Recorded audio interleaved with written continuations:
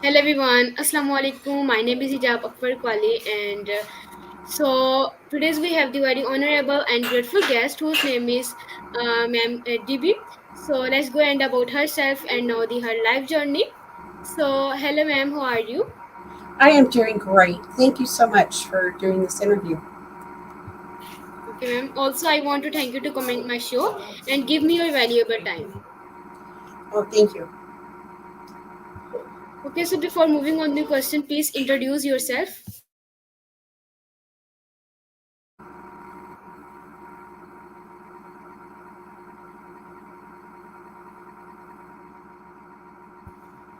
Ma'am, please introduce yourself. Thank you. Well, I'm Debbie Langley, and I am a business and profit coach. I have been coaching since 2001 when I got my first certification as a life coach.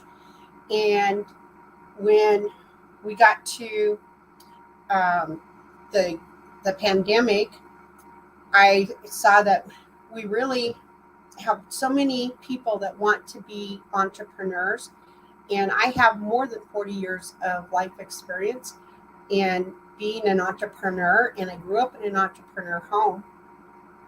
And so it was just a natural melding of the my coaching as well as my business experience.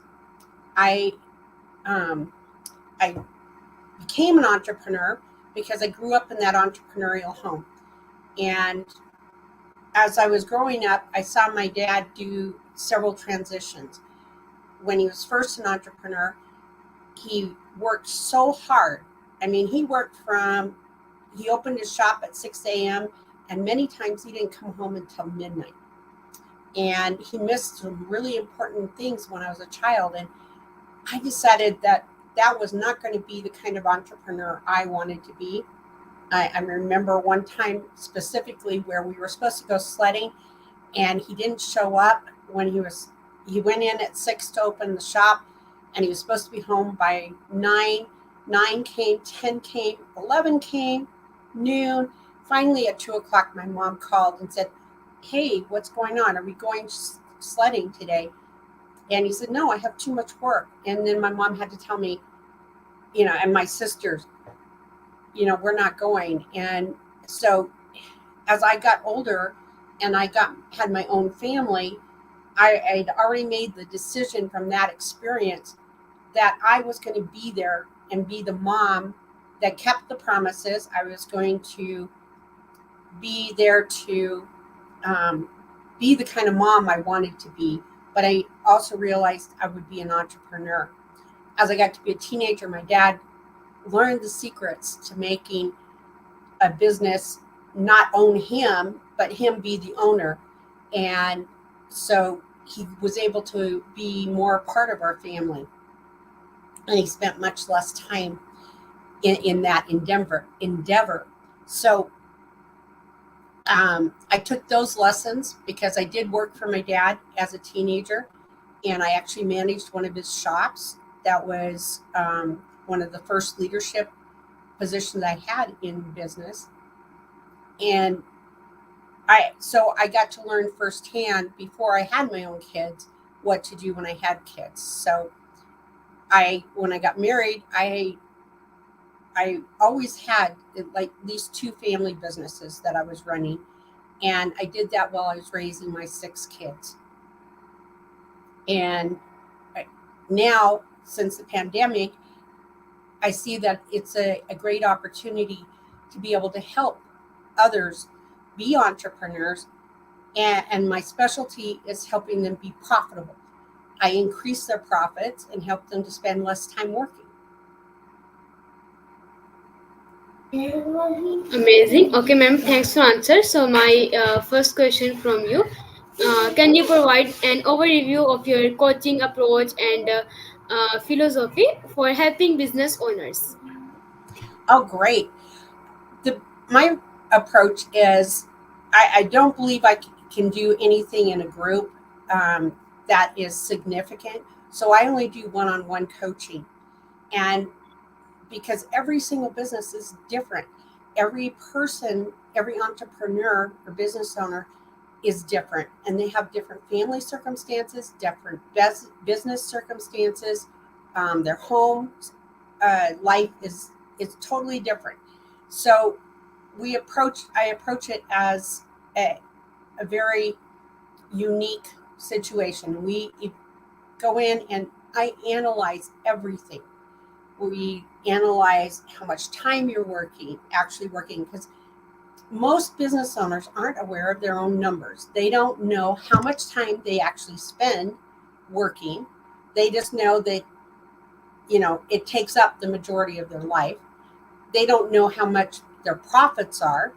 They just know how much money they get to take home at the end of the month. And they don't know how much they're actually spending, that's costing them. And so we do this whole analysis, and then we look at their family situation as well and what their goals are there. And by doing a really in-depth analysis, then I can identify areas where we can increase profits, where we can streamline and put in systems so that they don't have to spend as much time working. Okay, ma'am, wonderful, and thanks for answer. So my next question: what inspired you to become a coach specializing in profit optimization and time management? One of the things that I've seen in working with entrepreneurs is that they get happy with their revenue, and they don't necessarily look at what their profits are. And say I had one example where it was a construction company that was making $1.5 million in gross revenues. And then in the next year, they were able to grow that to $2.5 million. And instead of being able to bring home 100,000 in take-home pay like they had anticipated, they actually only got to bring home less than 50,000. And they were like, oh, we are never going to get that big again. And it had to do more with what they were actually doing, or not doing, that cut into their profits, rather than the fact that they got to $2.5 million. We really, I just see this over and over, that if you put in certain systems, then you're able to make more money that you can take home, which is your profit, and not leave it on somebody else's table. And so that's what inspired me to focus on profits, is that it doesn't matter the revenues. What really matters is the profit. Okay, ma'am, thanks for answer. So my next question: could you share some of your most significant success or case studies where you helped a business owner achieve sustainable and sustainable profit growth? Oh, sure. Um, I work with a lot of different types of businesses, and one of the businesses I'm thinking about was a mother that wanted to quit her corporate job and be able to focus on her passion, which is jewelry. And she uses real stones. And those real stones have stories, and those stories are important to her.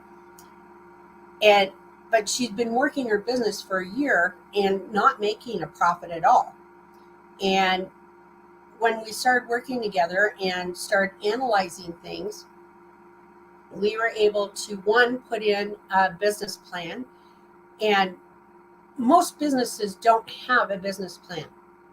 85% of all businesses that fail in the first 5 years have no business plan. Those that make it to a six-figure company, 85% of those businesses have a business plan. So that's really important. We got the business plan in there. And then we did the analysis of what she was actually spending her money on. And instead of having a negative amount go out every month, we were able to turn it around, and she had a $357 increase in her profits in just the first 2 months. And that's the difference with focusing on profits, is that was an amount of money that she got to take home versus what she was spending.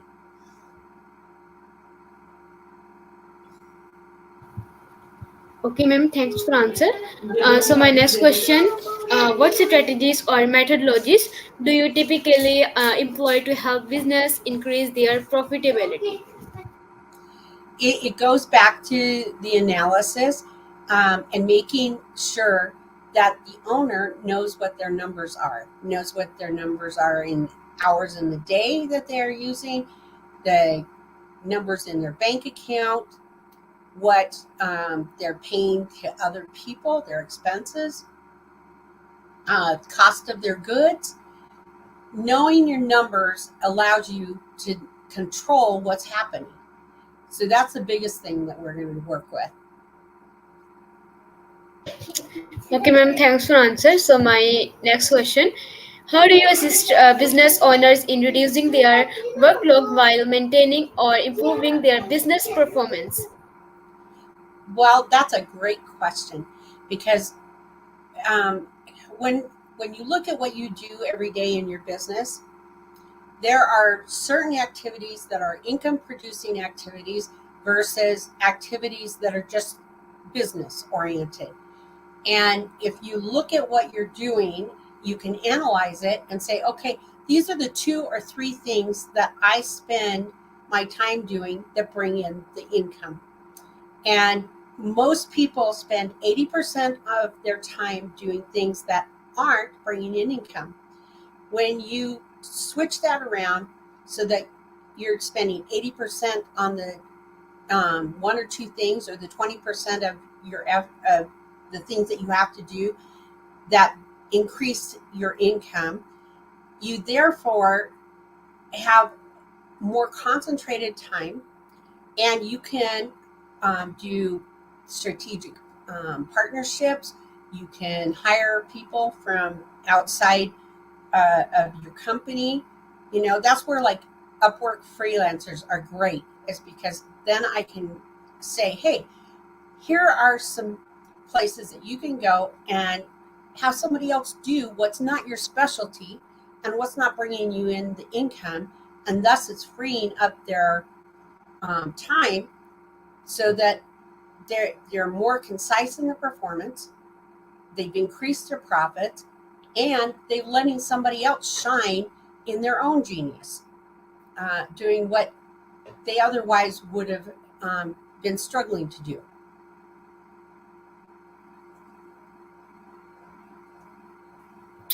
Okay, ma'am, thanks for answer. So my next question, can you describe a challenging situation you encountered as a coach and how you successfully navigated it? Um, One of the things that happens when I start coaching with someone is putting that business plan together, because a business plan is really like your roadmap of what you're going to do with your business, what your mission is, what you're hoping to accomplish. And a key part of that is knowing who is your competition, how they are actually marketing, and what the product is that they're selling. And then the challenge is, how do you make yourself stand out? And oftentimes what happens is that you have, in your brain, you decided this plan and you started your business, but where you are lacking in the knowledge is you've chosen the wrong product, or you've chosen an ineffective marketing strategy, or you're not solving a big enough problem. And so when we look at a business, those are the 3 things that I look at first. And if your one company was totally marketing online and their product wasn't selling, but when we took it and put it in a different venue, in a place where they could have a hands-on touch the product, all of a sudden they were able to excuse me, sell their product, and then it made them stand out because of the quality of their product. Um, Online, they couldn't stand out because all it is a picture.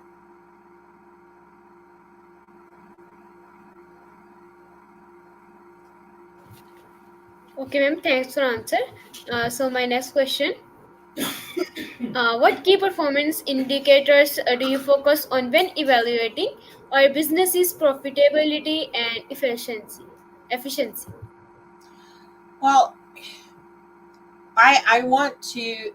First I go in and I look at what their profit percentage of profit is, and I want to increase anywhere between 10 to 25% on their profitability, because that's the biggest place that businesses leave money on the table is in their gross margins.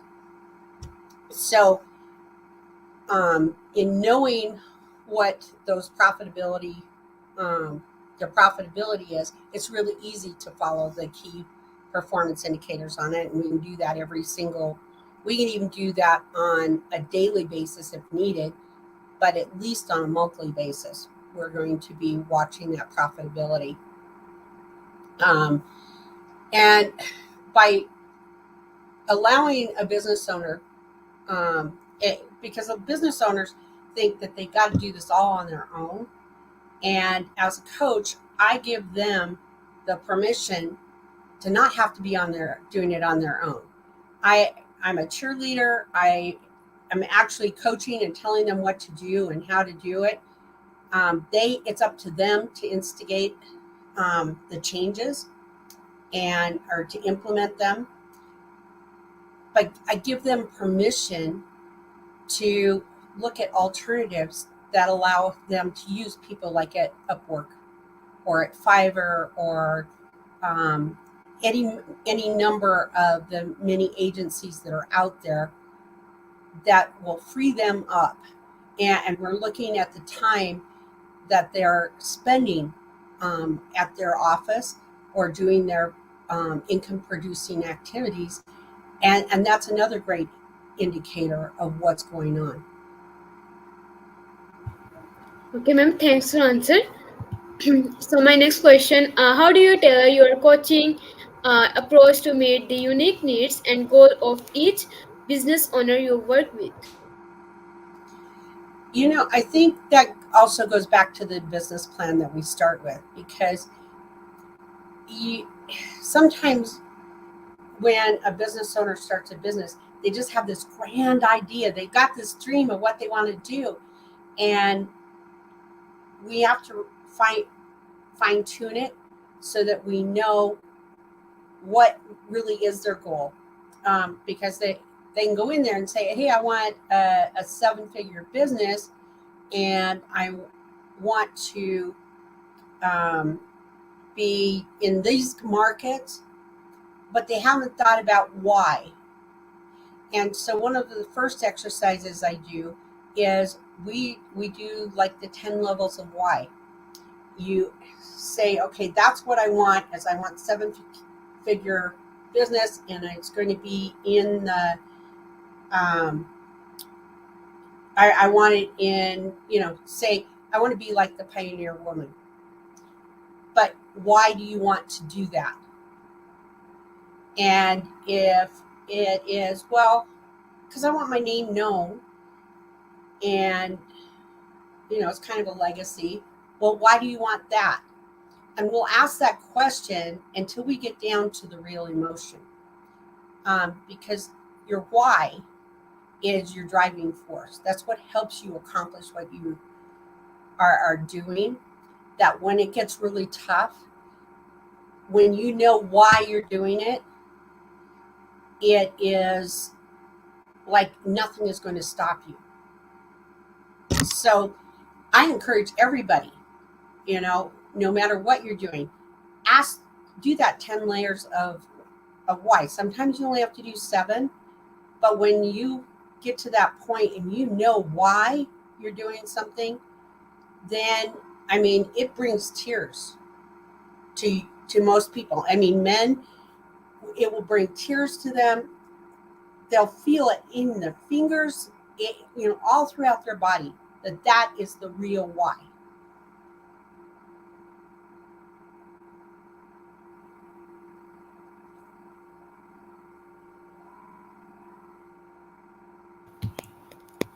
Okay, ma'am, thanks for answer. So my next question: what tools or software do you commonly use to analyze and optimize business operations? I use Excel a lot, and I use um, things like on my Google Calendar. I love Google Calendar because I can schedule things on there, and I schedule them as showing me as free, but they keep me on track. They will send me reminders if I want, but I can look at my calendar and I can say, hey, I'm supposed to be doing this at this time, and I do time blocking a lot. I use other tools on my phone, especially when I'm traveling. I will spend a lot of time on my phone running my own business. And you can use things like Dropbox or OneDrive. There's you have access to all of the Microsoft programs on your phone. I love my iPhone because when I'm doing coaching, I use a lot of those tools that come with Apple in there, and they're also in the cloud. So I use a lot of things in the cloud, and I use reminders. I have a couple programs that I use that are specific to Apple that I purchased. Excuse me. That like I use is called Things 3, and it allows me to set up certain tasks that I need to accomplish every day or every other day or whatever, and it automatically reminds me. I don't have to be constantly entering it. The more you can automate things, the easier it is. One of the things that I also recommend is that as a business owner, you have so many things to keep track of. Take as many things and put them into your calendar or into a reminder type app, so that your mind is free to do the business owner part or the creative part, and not have to be remembering, oh, I got to do this or I got to do that. As soon as a thought comes to you, put it in your phone. Most people have a phone on them 24/7 almost. Because if it's not in your pocket or with you wherever you go, it's sitting on your nightstand. Amazing. Okay, ma'am, thanks for answer. So my last question. Finally, what advice would you give to business owners who are considering seeking a coach to help them improve profitability and reduce their workload? There's a lot of different people out there that are doing coaching, and there are a lot of people that put forth, hey, I'm going to make you a 7-figure business or a 6-figure business, and I'm going to do it in 6 months. Be realistic. A business is like a child, or a baby. When it's first born, you first start it, it's in its infancy. It's got to go through that period, and you go toddlerhood and childhood and teenager and a young adult, and then you finally get to be an adult. There are things that you can do to speed that up, and that's where a business coach comes in. There is a difference between a coach and a mentor. A mentor walks alongside you and they tell you what their experience is. A coach actually gives you strategies, and they help you have tools that you can take, and down the road you can apply them to anything, not just what you're doing right then. Find somebody that you connect with, that it feels like, oh my heavens, that person gets me. They also choose somebody that is going to have the aptitude and ability to guide you in the direction you want.